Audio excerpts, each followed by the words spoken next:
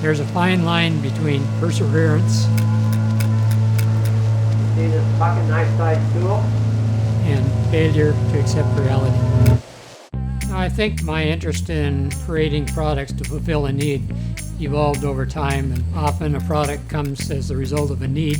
And what eventually became the Leatherman tool came when my wife and I took this budget trip to Europe.